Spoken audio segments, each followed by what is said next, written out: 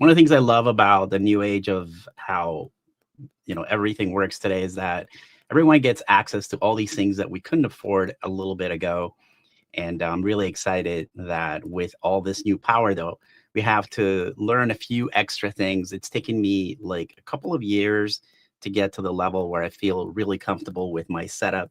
And so I just wanted to spend some informal time sort of sharing with you some of the things that I've learned over time, and hopefully that can be useful to you. I would love to get some questions in the comments to help you out.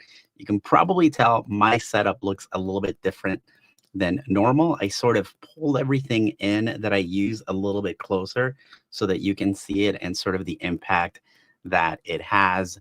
So I wanted to start out by telling you a little bit about my background with sort of lighting and photography. I actually started out learning about photography and lighting and eventually video through becoming sort of a semi professional photographer. I worked at a radio station, and we always needed photos of the hosts and some of the different stars that came in. So I ended up learning how to photograph just people, and I had an opportunity to do concert photography. So you could see some of the concerts that I have shot. That's a really interesting kind of experience because you really have to sort of have your camera settings in a special way where you can capture something quick with appropriate lighting. But after that, I started doing some studio photography. So you can see some of that here.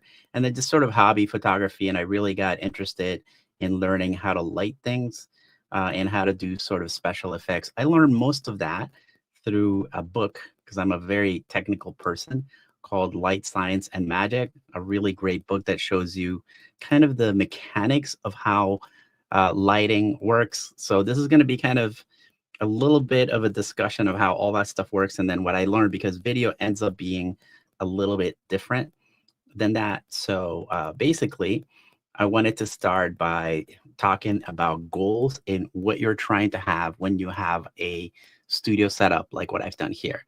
And I went through a lot of variations of this setup. And I think the number one thing you have to consider is how controllable do you want the environment to be. For me, the most important thing is for me to be able to come down here.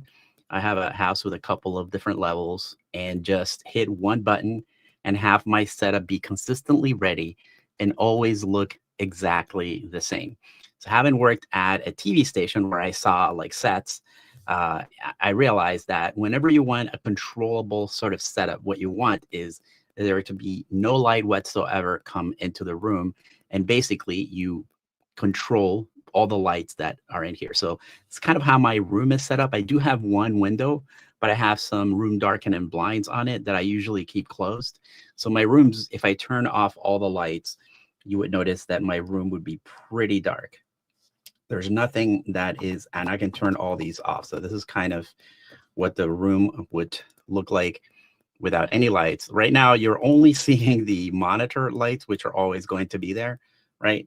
But all of the lights are sort of put on top of nothing. That means that I can come here at midnight, or I can come here, in the middle of the day, and my setup would be consistent. So in order to do that, you have to pretty much find a way of getting rid of all the lights. And if you go to like a normal TV studio, that's what they have. They're always indoors. They're kind of surprisingly messy.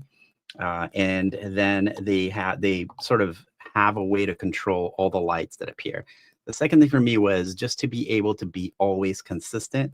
I have a Stream Deck, so basically all my lights are programmed to come on in exactly the same way every time.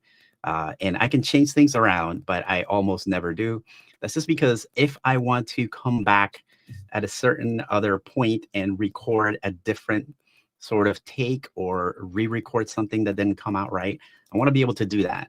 And if you have a lot of light coming into your room, sometimes you'll go early in the morning and the light will look a certain way, or you'll do it in the middle of the afternoon, the light will look completely different. So I want to be able to make sure that my setup is consistent. So something like a garage actually works a little bit better. If you have a room, if you can block the light, that's actually also super helpful. And that could just be a set of room darkening blinds or anything else. that you have that can block the existing light. If you don't have that, then you can work with the light that you have.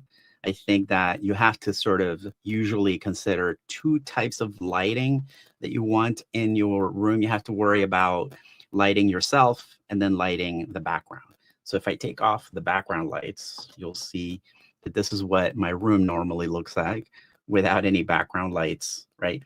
So it looks fine, but not great. I think part of what really makes my setup work is these sort of background lights that I have on them, and they consist of a lot of lights that you don't ever see. I try to pull some of them in. You can see my sort of lightsaber right here. This is like a Govee sort of vertical light that is pointing. Normally, it's pointing more towards just the background to make sure that I get some interesting color into the background itself. And that background happens to be a series of plastic squares. They're about a foot square.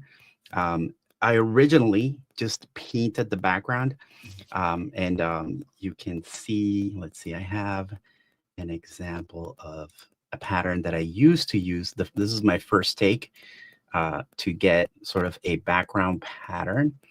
And this is something that I just went to like YouTube and I found tutorials on how to paint the background. And this is kind of what I came up with, like a blue and yellow background. It doesn't look as good. Also, you'll notice that if you were to zoom in, I'm not perfect with I wasn't perfect with the colors, but it worked pretty well for me. I had to fight sort of this line right here. It's better if you have sort of a flat wall, to me, in my opinion, because then you don't have to fight sort of the visor, and you can see that the lights kind of look different, even though it's the same color. It looks a little bit darker on one side and less on the other. So I actually, in this room, behind these panels that I have, there is another pattern that I painted on this wall, and that works pretty well. You can, I like to keep, again, my background as consistent as possible. So one of the things that drives me nuts, you may notice, and you can look for this in every one of my courses. My wife comes in every morning and we have coffee together and we watch a TV somewhere in the TV down here. And she always keeps on moving my plant. I don't know if you noticed that I have this plant over here, right on this this plant. It's a fake plant. I started out with a real plant, but I immediately killed it because evidently plants need something called sunshine. And since, again, I don't have any lights in the room, the plant quickly died. It withered. My wife said, you really just need to get yourself a fake plant. And it looks really good. And I can light it really well. However, that plant happens to sit, I don't know if you can see it. So it happens to sit on this lighted cube. And there goes my lightsaber light, right? That lighted cube, whatchamacallit, is quite sort of big. And this plant is supposed to be right here, right? It's supposed to be kind of in the middle of that cube. So my wife comes in every morning and she shoves the plant back, and then she sits on that cube and we have coffee and we watch, some TV together.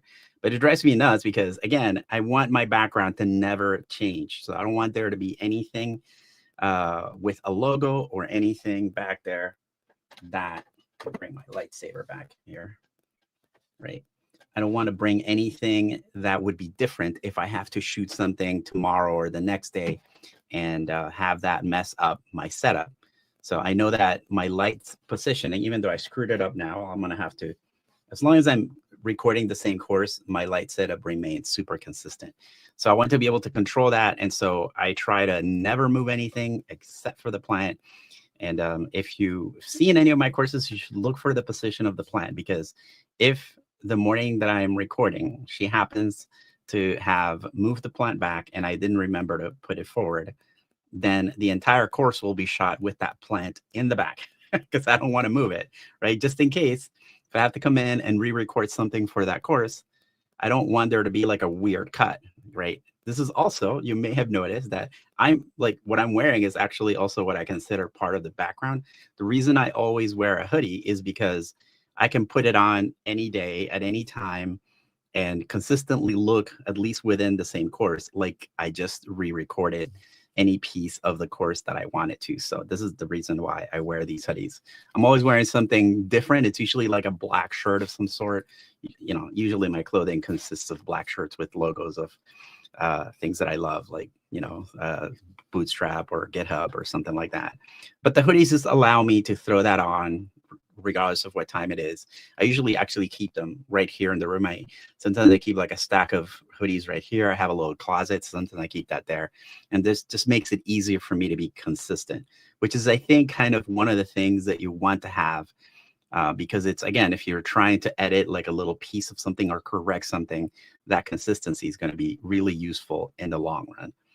Okay, so what else? You could see that I have pulled this thing right here. So this is a piece of photo paper, this background that looks sort of gray with different colors, kind of, you know, sort of outlining of, especially when you see these lights are affecting that gray. Another thing that you can do is you can paint your backgrounds gray. If you happen to have a background, a wall that you can use, you can just paint it gray.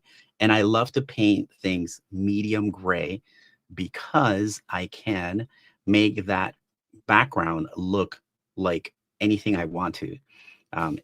So let me pull up my portfolio again and see if I can show you how, when you have that kind of background, you can modify the background by putting color into it. So this is kind of a normal medium gray usage of that medium gray background.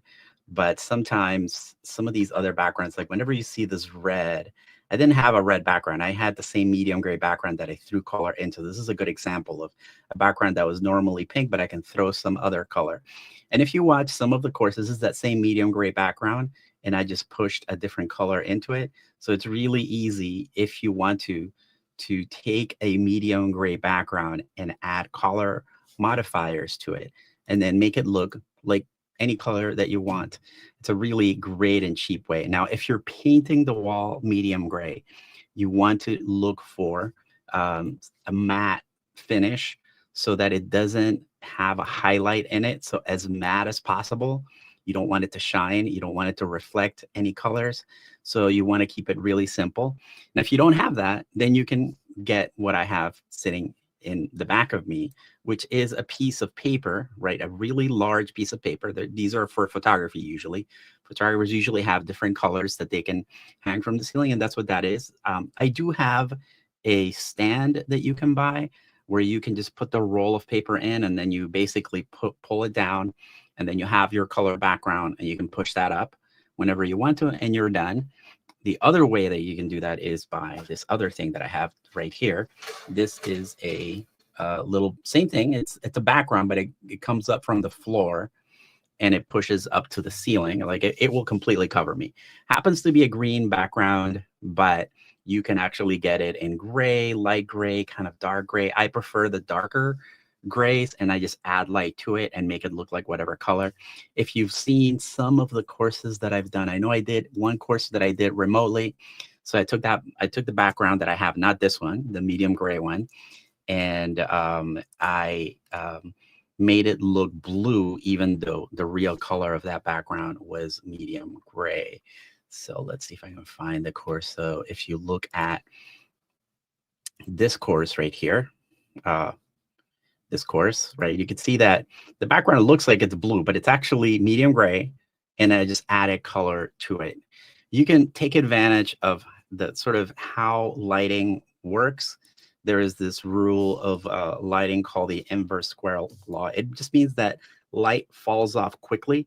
So if you have a completely white room, right, you can make the background look black if you want to. If the room's really messy, you can also do that. A lot of movies will actually end up doing this. They'll work with a completely dark room, and they may add things to the room. But if you take a completely, like, the whitest room with white floors, white ceilings, white sides, and you just put the subject really far away from that background and light the subject, the background will look completely black. And you may have seen that in like in some of the photography that I showed you. You can see there's a place here where I like this kind of shot where the person is lit. The background is an extremely messy sort of garage, but by lighting just the subject, you can get that sort of effect. So you can use that sort of inverse square law, which means that light only goes so far and it drops off. The strength of that light will fall off very quickly. So if you have enough background, then you can make the background look black or make it look whatever color. That's why sometimes you need to light the background, because if you don't, this is kind of the same thing, same sort of room. The trick here to get this sort of shiny background. So this is sitting on a desk, kind of a messy desk, and I went to the craft store and I bought like a mirror, cardboard piece of cardboard, and that's where you get the reflection. You can kind of see the sort of line right here. I don't know if you can with the setup, and there is a background back here. So there was a background. It wasn't black, and I just made sure that I lit things carefully. In this photo, I took a incense little stick, and it was sitting like right here, and that's where the smoke is coming from. And I just photoshopped just a little stick out of this right here. And then somebody was holding a laser pointer at his eyes, and that's where so this is all pretty much in camera type of lighting. There's very little Photoshop. The only thing I did was remove the stick with the incense to get that part of it. So, once you understand sort of the science of the light, there's a lot that you can do to control the light. And I think the biggest things are light falls out very quickly. So you can make a white room look black just by lighting a subject and keeping the subject far away from the background. You can take a medium gray background and make it look like whatever color you want just by throwing colored lights into it. That can really help you get just different effects. And as I mentioned, for that particular course, I use that technique as well. And I think it looks pretty decent. And this was sort of an away setup. So this is an emergency setup when I was visiting my in-laws, and you could see that you could see that the light is kind of bouncing back on me, and I have some more lights in the front. I have some light panels kind of in the front to light me. So I think that maybe the thing that people miss the most in lighting is not lighting themselves, because they can see themselves, but having an inconsistent background and forgetting to properly sort of stage and light the background. And so I mentioned that I have the, let's see, let me hide this right here, go back to this view. You can see that I have my green screen. I almost never use green screen, and I have never loved green screen. It takes a special sort of lighting technique to properly get a good green screen to work properly. And I can always tell, so it always bothers me. So I almost never use this. I am willing to experiment a little more with it. Basically, to light a green screen background, you want to have consistent lighting on the background, so that you notice that when this green background is around this light stick that's red, it absorbs the red color. So it looks red here, it's looking white, right? So as the color goes from like red and it goes into blue, you can see the blue affects that background a little bit, probably on that side more, on this side more. It's hard. It would be hard for me to chroma key the green out of this background, because the color isn't consistent. If you want to take the color out, what you want is super consistent light on the background itself, and then you can light yourself however you want without getting some of that light to go in the background. But this is a great solution. As I said, I like the sort of medium gray version of this, because I know that I can kind of light it, and this is really portable, and I can just pull it up and down whenever I need it. I haven't used that green screen very much at all, but I know also that if I light it properly, then I can put whatever color I want. So sometimes, like if you were, I could make that background look blue instead of green, and use it instead of the other background. Once you learn how to light things, you can do a lot. Again, I recommend starting out with either painting your background as matte as possible. Medium gray, I think, works really well. And then just practice adding color lights to the background. If you want to go the cheapest, find the wall, paint it medium gray, and then add lights to it. Then you can stage things like my plant works really well. I found this weird sort of backgroundy thing with dots that I thought was interesting at some point, so I use that. My cube that also lights up, that's right here, and then the fake plant, which is in all my courses. Look for the position of that plant. I bet you can find one where it's all the way all the way to the back, and it'll be like that for the whole course. So that's basically, I think, what I also have to say about backgrounds. Yeah, they need to be lit. Normally, people sort of worry about what they look like, but the background is super important. It can be distracting, and you want it to be as like simple as possible. As you know, you don't want your kids' toys or anything in there. You know, for us, like, it's important not to have anything with logos. That's also why we kind of wear like solid colors. We don't have logos like in the background. So I used to have a great flash domo that I got at Comic-Con. So, but I can't put that back there, which is too bad, because I would really love to have them. So in terms of lighting itself, you know, everybody talks about sort of the traditional 3-point lighting system. Let me see if there's any questions, because I see some conversations, which I appreciate quite a bit. So let's see. Okay, so everybody can see me and hear me now. I apologize for that. I want to try to find a permanent way to make that never happen, because I start the stream with looking at myself, and then after the intro plays, it just switches the camera over to a weird place. So I apologize for that. Let's see if there's anything else. Okay, great shot. So yeah, I can put my sort of the link to my portfolio in you know, in the notes as well. So yeah, consistent clothing, it's so good. It's exactly why I always wear hoodies. I do try to, you can see that also, I try to rotate them, and I have a lot of hoodies, and I try to rotate them so that I'm never wearing the same thing twice, the same hoodie twice. But I do have a lot that I wear over and over, like this is, and I like these really comfy ones. They're great, even in Florida. So I can open a Mr. Rogers, but with a hoodie. Yeah, that would be great.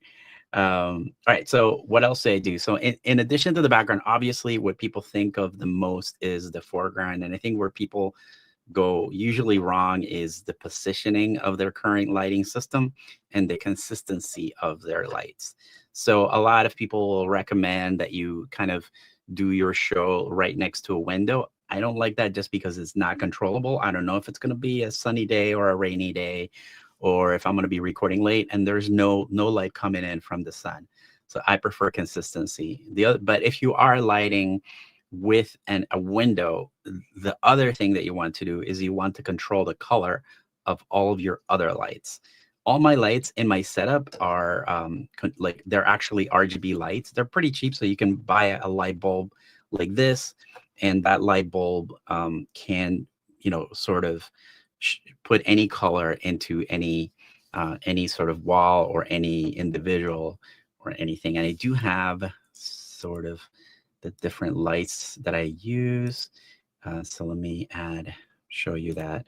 These are the 2 light bulbs basically that I use. They're not the cheapest thing, but so I use this one whenever I need to flood something bigger, right? And then I use just this one whenever I want to just light something. So for example, this hair light is one of these lights. And this light that I have right here in my hands is also one of these.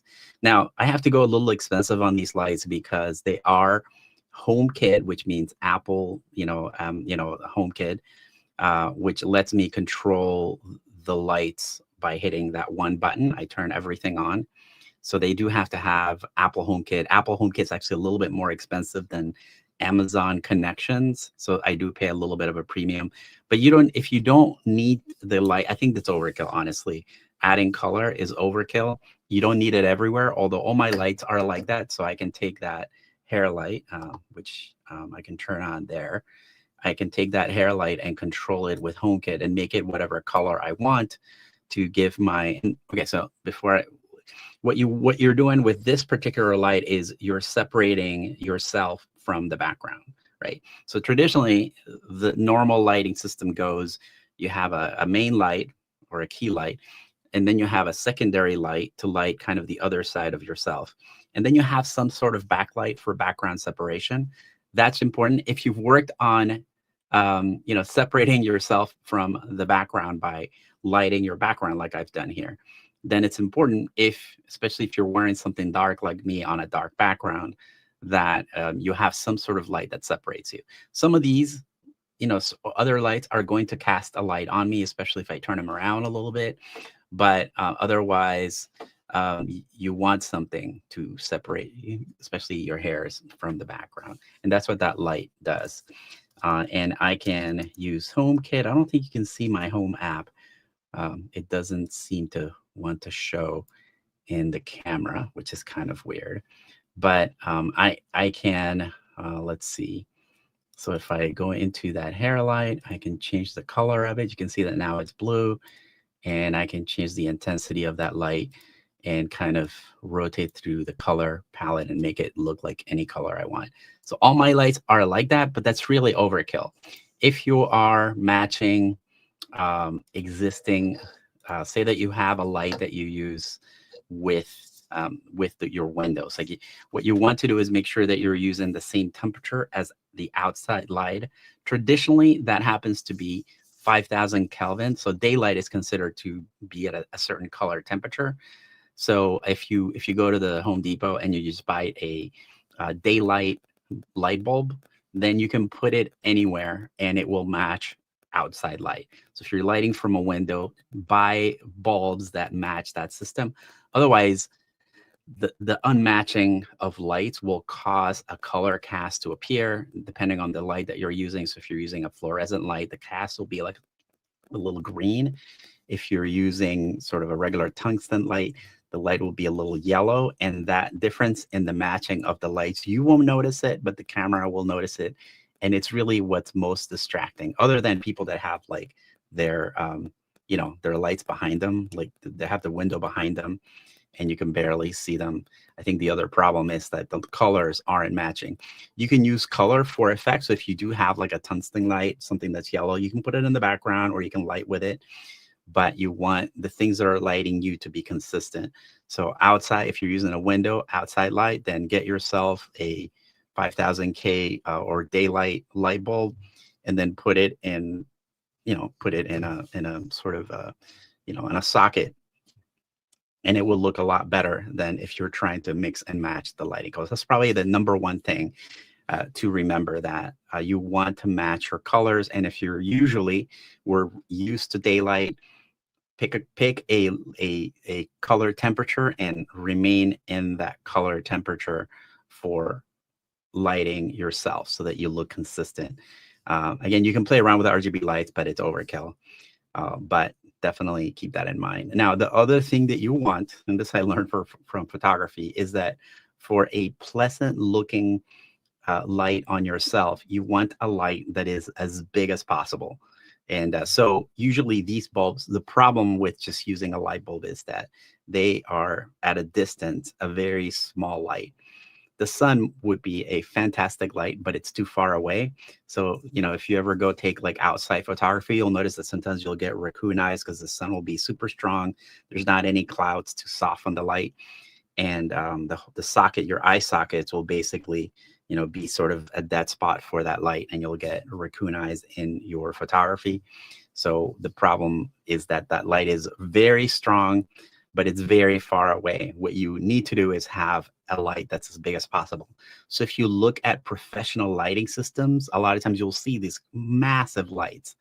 That's because they want to cast a large, soft light.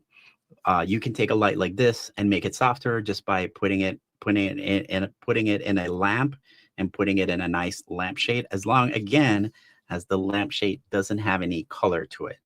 Keep it a sort of a pure white lampshade, and that will cast a nice soft light, and put it as close to you as possible, obviously not in camera. That will make a nice soft light, which is what you want. So it's not enough to have the light bulb that has the daylight, but you want to make that light appear to be larger by diffusing it. So diffusing is just using something that makes the light show through, right? Not weaken too much, but white happens to kind of absorb the light evenly. And so you want like a big looking light. One of the ways that I do that in my room, that I don't think I can show you, unfortunately, is that my key light happens to be this huge ring light that I bought a long time ago, back when I was doing other photography, right? So it's a really huge ring light. But my other light happens to be just my fan, right? So I have a fan in my room. It has three of these different colored light bulbs. So I can control the colors, but I can also control the intensity. And I bought a big sort of, I don't know what exactly to call it, but it's a piece of fabric that looks like a diffusion fabric. And I just have it wrapping that whole thing with some Velcro so that it's a really it's a really homemade setup. It's not a fancy light. Once you understand that you need or you want just a big looking light, then you can light with whatever you want. And that's my super cheap, because I knew what I needed. I didn't need like a huge $300 or $500 light. I just needed a fan. It has three sockets, so I can put three of these, plenty of light. Obviously, these do come in intensity, so you want to have a lot of intensity to go through the diffusion. Uh, so you can use a fan. If you have a fan in the room, it makes for a great light. You can buy all kinds of stuff to modify the light if you want to, but once you like consistent light, white daylight light works really well for me. And then understand that you want to make the light look bigger, as big as possible and as close to you as possible. That way you'll have great intensity and soft light, which is what you want, which is what I have here. So I can actually turn off. Here's my ring light. There's my ring light. You can see that it's a little bit stronger than the other light. So that's my key light. It's just a big circle light. It does have a diffuser in it, but you know, it's close enough to me that it doesn't matter. And then this is my infamous fan light. See, just a little bit. It adds like a little bit of fill. Otherwise, this looks a little bit dramatic. It doesn't look necessarily that bad, but this just fills it up a little bit better, right? And then I just worked a lot on kind of the fancy background lights. For that, I have this thing as a Govee, and I probably would want to get something stronger nowadays. You could see that the nice thing about this light, I call it my lightsaber. Um, the nice thing about this light is that I can actually control I think it has like maybe 8 different steps, so I can change the light vertically. And so that works really well for my background because I can make it more interesting by giving my background different lights. You can see that when I point it towards me, I have some really good edge kind of happening here, background separation. Sometimes that's something you want. So you could do that with some sort of light. Obviously, you wouldn't put it where I put it usually. And I do have another one that's sitting over here away from view, but it's lighting my plant a little bit, and it's lighting that background on that side. You can also see the difference that it makes on my paper, on my gray paper. It's really making a difference in the color of that paper. Again, that paper is just medium gray, but by adding lights to it, it makes it look like whatever color you want. And that's what I mean. So let's see, other than that, what else did I want to teach you about light? Yeah, the RGB stuff works great. If you want to get super fancy, there's all kinds of modifiers. There's one more thing that you need to learn to do, and that is what we photographers call flagging, which means you want to control. Sometimes you want the light to hit you, but not something else. Like you, but especially like say you're doing a green screen background, you want the green screen to be consistently lit, right? But you wouldn't want this bar of color to hit that green screen. Otherwise, you would be changing the color of that background. So to fix that, you do what's called flagging. That really is a fancy word for blocking the light, direction so that it doesn't hit that background. So I showed you this briefly. This is what we call gaffer's tape. This is the greatest tape in the world. It is maybe a little bit pricey, but not that much. The reason this is so good is notice that it's matte black. This is like the photographers or videographers equivalent of duct tape. You can cut it just like you would duct tape with your fingers without needing scissors, right? So I can grab a very small, thin piece of paper. Notice that it's black, so it's not going to reflect any light. And then I can put it, put it anywhere to block some of the light, or I can get some sort of cardboard or something and attach it to both of the both this light and the background to block the light from reaching something. So what's great about this tape is that it's very unlike duct tape. All duct tape does is a little bit. It's very reusable. It will stick to carpet, and you can take it off without it getting all of the sort of you know um, hair from the carpet. You can reuse it for a few times, and you can use it sort of to mark places in the floor where maybe if you have a setup, a lot of times. Another thing that I learned from studios was that you can have a studio that looks like it's 6 different studios by just switching the camera to different places. So a lot of times you will use these things to mark where you're supposed to stand when somebody walks in, or if you're, if you're like a weathercaster or whatever it is, you'll have these like all over the floor. They're great. They stick fantastic. They have that same sort of back end that you can just cut them with your hands. And it's a pretty strong piece of tape that you can reuse over and over. So remember that flagging sometimes is how you make sure that the light doesn't go in places that you don't want to. So I believe that's everything that I can give you in lighting. I do, I spend all kinds of money. I've spent all kinds of money. LED lights are fantastic, and a lot of times you can buy these little light strips that are controllable. These are what behind me, lighting this gray thing, is a pair of lights. You see it right over here, right? That thing, because again, without those lights lighting that gray sort of piece of circle texture, it's not going to be as interesting without that thing. Trust me, because I tried it. So learn to light yourself. Yourself's actually going to be easy. Just with understanding the knowledge of the lights. I think what's maybe more difficult for people is thinking about getting a consistent looking area that they can just, use over and over. I think the easiest thing is to find a wall and then just lighting the background and making it consistent so that you never have to change it. So that is, I believe, all I have. That's all kind of my knowledge of lighting. I would love if you have any questions. It would be great. I don't know if anybody's going to have any questions after that. But yeah, I know. I love that Bonnie said, sure, Ray. It's always the wife's fault. That's brilliant. Yes, I shouldn't pick on her. I love for her to come every morning and hang out.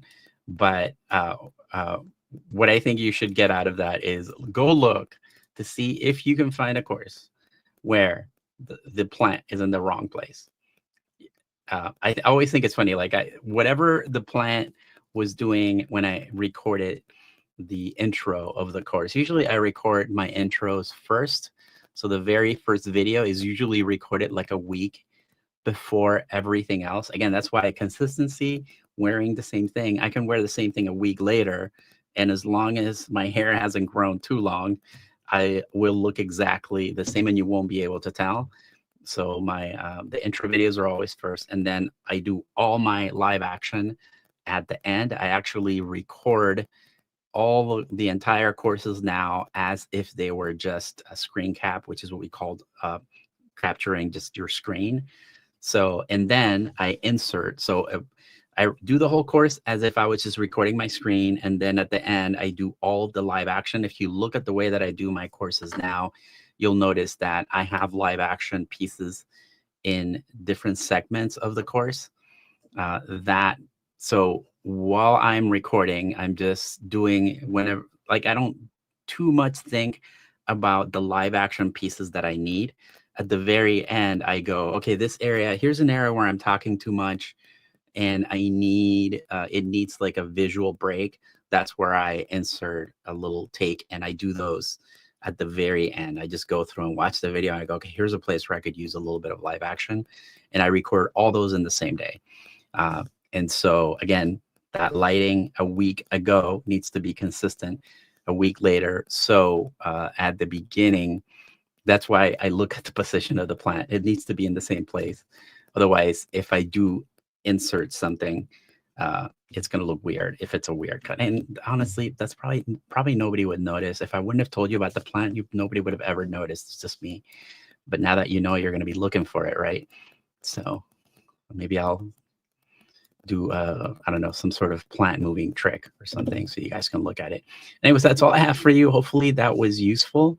I've learned a lot from all the mistakes that I've had, and I've bought, as I mentioned, way too much stuff. So hopefully that helps someone, and I'll be happy to answer questions in any of the comments for anyone whenever you have any additional question. If you want to see what I bought, if you want to see, like I said, I spent too much money. I think you could, if I was starting out, I would definitely just learn the sort of key lighting things, control, making sure that I understand the size of the lights is actually really important. Not the apparent physical size of the light. So the light plus the modifier, which would be the diffusion, to make it appear bigger. A fan is actually great. All you got to do is buy like a little diffusion fabric, and it makes it look like a great light. And if you know lighting, then you can make anything look good. That's probably the thing that makes something look the best is always the lighting. You can shoot with the plant just moved. No, it's still. I moved it at some point. It was, if you noticed at the beginning of this video, that plant was sitting all the way to the back, so you could see the difference now that it does move. So anyways, good talking to you all, and hopefully that was useful. Connect with me later and we can chat additionally about light, and maybe I can help you solve a lighting problem. If you send me an image or something. So thank you so much. We'll talk to you later.